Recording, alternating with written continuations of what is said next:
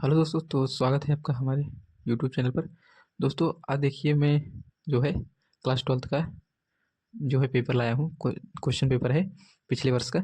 तो दोस्तों देखिए, हमारा ये दोनों मैंने प्रश्न जो है करा दिया है। ये दोनों कराने वाला हूँ आज। दो दो नंबर के सारे क्वेश्चन हैं, आप देख सकते हैं। तो शुरू करते हैं। देखिए पहला क्वेश्चन हमारा क्या है कि वक्र a y square equal to x cube के बिंदु a M square A M cube plus प्रवणता ज्ञात कीजिए, या सॉरी पर प्रवणता ज्ञात कीजिए। यानी हमें ये वक्र दिया है और ये बिंदु दिया है। इस बिंदु पर हमें क्या करना है, प्रवणता ज्ञात करना है। यानी अगर हम इसकी प्रवणता निकाल लें और उस पर हम उस जो निकलेगा हमारा मान, उस पर अगर हम यही मान रख देंगे तो हमारा जो है इस बिंदु पर प्रवणता ज्ञात है। तो आइए हम क्वेश्चन को शुरू करते हैं। तो देखिए क्वेश्चन मैंने लिख रखा है। तो इसको शुरू करने से पहले सबसे पहले देखिए दोस्तों, इसमें करना कुछ नहीं है। सिंपल आपको जो है इसका डिफरेंशिएशन कर देना, यानी अवकलन, बस सॉल्व हो जाएगा। देखिए सबसे पहले तो मैं क्वेश्चन लिख लेता हूँ एक बार। देखिए अब करेंगे क्या, हम एक्स के सापेक्ष अवकलन कर देंगे इसका। क्योंकि डिफरेंस मतलब जो प्रवणता निकाली जाती है उसका फार्मूला ही होता है यही, कि अगर जैसे किसी बिंदु पर मैं पूरा लिख देता हूँ, वक्र y equal to F X, यानी यदि कोई वक्र इतना है कि बिंदु, यानी उसमें बिंदु भी दिया है। जैसे बिंदु क्या होगा, ए बी पर प्रवणता, स्पर्श रेखा भी लिख सकते हैं आप, नहीं तो डायरेक्ट लिखिए। पर प्रवणता हमारा क्या होता है, D Y by D X. और बिंदु, हम अगर बिंदु को निकाल रहे हैं प्रवणता बिंदु पर, तो ये बिंदु हम साइड में रखेंगे, तो यही मान हम यहाँ पर रख देंगे। तो देखिए हम सॉल्व करते हैं क्वेश्चन को। अब हम इसमें जो है एक्स के सापेक्ष अवकलन करेंगे, तो लिख देते हैं एक्स के सापेक्ष अवकलन करें।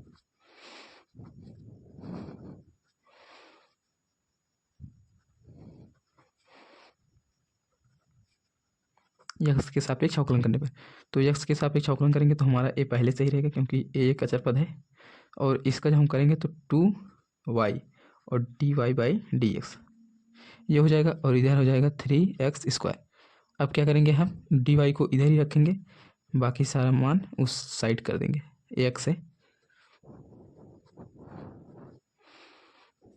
देखिए ये आ गया। अब देखिए हमने फार्मूले में यही लिखा है ए बी, यानी अब बिंदु हमें हमें इसमें क्या दिया है, A M square A M cube. तो वही बिंदु हम यहाँ पर रख देते हैं, तो लिख देते हैं बिंदु, ये हमारी प्रवणता आ गई दोस्तों, इतना है। बाकी हमें बिंदु पर निकालना है, तो देखिए ए एम क्यूब पर प्रवणता, तो इसको हम करेंगे ऐसे और यहाँ पर लिख देंगे बिंदु, क्योंकि हमें इसी बिंदु को निकालना है ना। ये हो गया।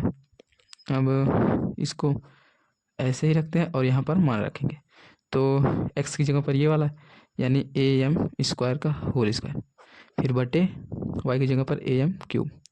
ये हो गया। अब इसी को सॉल्व कर लेते हैं, 3 2a और यहाँ से ए स्क्वायर एम की पावर 4 और यहाँ पर ए एम क्यूब।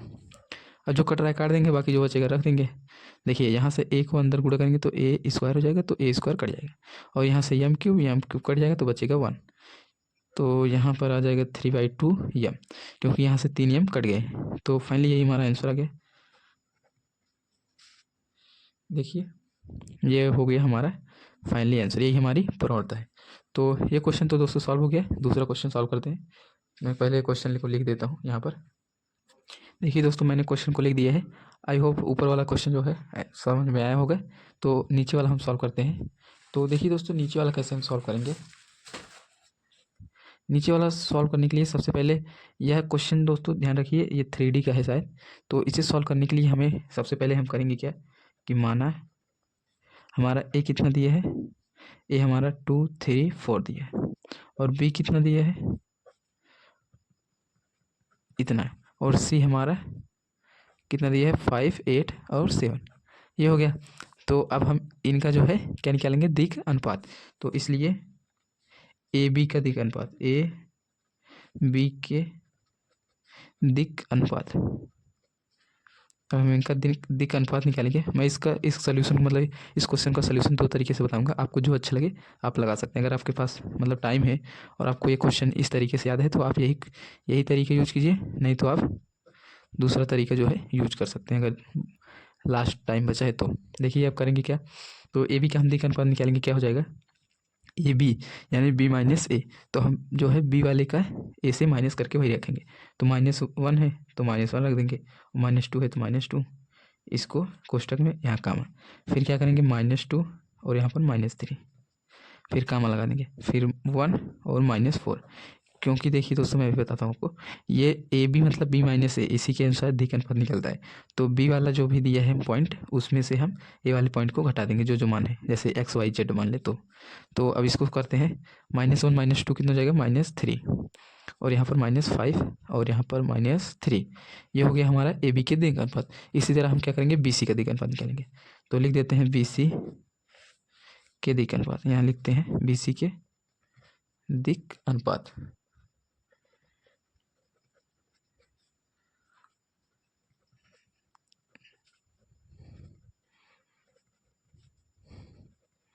अब जब हम बी सी के निकालेंगे तो क्या आएगा, देखिए आप यहाँ पर, ये हमारा बी और ये सी यानी सी माइनस बी, तो इसको हम करेंगे तो 5 माइनस और फिर ये -1 कितना हो जाएगा, -+1 ये हो गया, फिर 8, फिर माइनस और ये -2 -+2 ये हो गया, फिर क्या करेंगे 7 और ये -6 सॉरी -1 ये हो गया। अब इसको आगे करेंगे तो हो जाएगा 6, फिर 8 to 10 और 7 1 6, ये हमारा क्या आ गया, बी सी के दिक अनुपात। अब इसी का जो है हम क्या करेंगे, मतलब इसका जो है हम बटा करेंगे। देखिए आगे, देखिए दोस्तों ये हमारा क्या आ गया है, दोनों के दिक अनुपात। अब इनका हम क्या करेंगे, एक दूसरे का अनुपात निकालेंगे। तो अस्पष्ट लिख देते हैं, अस्पष्ट है, आप यहाँ पर लिख सकते हैं A B upon B C, नहीं तो मैं लिख देता हूँ अस्पष्ट है कि, ये की है, स्पष्ट है कि अगर हम इसको इतना करें फिर बटा -5/10 और यहाँ पर -3/6 ये हो गया, और इसको सॉल्व करेंगे तो क्या आएगा, -2 मतलब 1/-2 और -1/2 फिर -1/2। तो आप देख रहे हैं कि दोनों जो है तीनों बराबर हैं, यानी आपस में तीनों पॉइंट क्या है, समांतर है। तो अर्थात हम लिख सकते हैं, अर्थात रेखाएं या फिर रेखाओं ए बी तथा बी सी, ए बी तथा बी सी के दिक अनुपात समानुपाती है, के दिक अनुपात क्या है, समानुपाती, यानी आपस में क्या है, बराबर है, समानुपाती है। किसी फ्रेंड ने जो है कमेंट किया था कि बोलते टाइम ना लिखें, लेकिन दोस्तों क्या करूं, मेरी आदत पड़ गई है तो मैं भूल जाता हूं, तो बाकी ध्यान रखूंगा आगे से। तो फिर क्या करेंगे, इसीलिए रेखाएं ए बी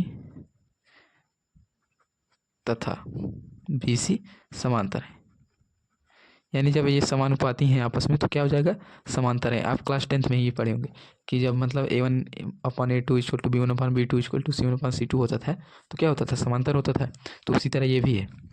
अब क्या करेंगे, देखिए ए बी रेखा और बी सी में आप देख रहे हैं कि बी और बी दोनों में कॉमन है, तो हम लिख देंगे कि परंतु, या फिर आप लिख सकते हैं तो भी जो भी लिखना हो, परंतु बिंदु बी उभयनिष्ठ है। हिंदी में इसको उभयनिष्ठ कहते हैं, इंग्लिश में आप कॉमन कहते हैं। बी दोनों रेखाओं, राइटिंग थोड़ी कम ठीक है दोस्तों, बाकी इतना तो दिख ही रहा है आपको, उभयनिष्ठ है। इसमें देख रहे हैं आप ज़्यादा थियरी लिखे जा रहा है, अभी मैं एक तरीका और बताऊंगा, आप उससे भी कर सकते हैं। देखिए ये हो गया बिंदु, अतः हम लिख सकते हैं बिंदु ए, मैं नीचे लिख देता हूँ, ए बी सी क्या है, संरेख है। अभी इसको समझा रहा हूँ कैसे हुआ। देखिए यहाँ थोड़ा ऊपर जगह है, मैं यही बताता हूँ। मान लीजिए ये हमारा कोई पॉइंट ए हो गया, फिर ये बी यानी रेखा ए बी, ये हो गई हमारी रेखा ए बी, और इसके बाद अगर हम आगे इसको बढ़ाएं रेखा बी सी, और बता रहा है कि समांतर है, यानी एक दूसरे के समांतर है। अगर हम यही रेखा यहाँ पर खींचेंगे बी सी, तो बी हमारा नहीं आ पाएगा, इसलिए इसको हम आगे बढ़ाएंगे। तो आगे बढ़ाएंगे तो हमारा बी सी, आप देख रहे हैं कि ये रेखा एक सीधी जा रही है, इसलिए क्या है, संरेख है। और मैं दूसरे तरीके बताने की बात कर रहा था, तो दूसरा तरीका क्या है दोस्तों, आप जो है इसको ऐसे रखिए, सेकंड में लिख देता हूँ, सेकंड डाल दिया हूँ, आप समझ लीजिएगा कि मतलब दूसरा तरीका है।